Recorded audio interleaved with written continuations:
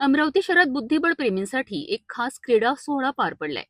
Badgujar sports academy यांच्या वतीने आयोजित स्वर्गीय श्वेता बडगुजर स्मृती राज्यस्तरीय बुद्धिबळ स्पर्धेला राज्यभरातून खेळाडूंचा उत्स्फूर्त प्रतिसाद मिळालाय.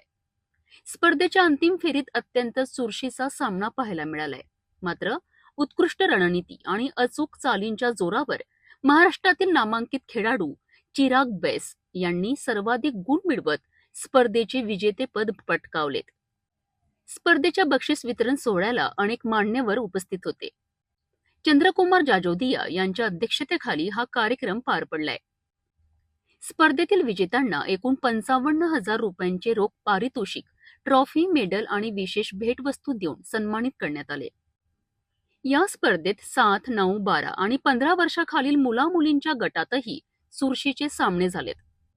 खेलो इंडिया जी भर के खेलो या गीतावर पारितोषिक वितरण करून संपूर्ण वातावरण उत्साहाने भरून गेलेत.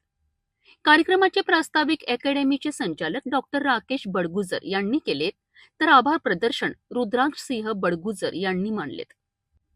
या स्पर्धेमुळे अमरावती शहरात क्रीडा संस्कृतीला चालना मिळत असून भविष्यात अशा स्पर्धांमधून अनेक प्रतिभावान खेळाडू घडतील अशी अपेक्षा व्यक्त केली जात आहे.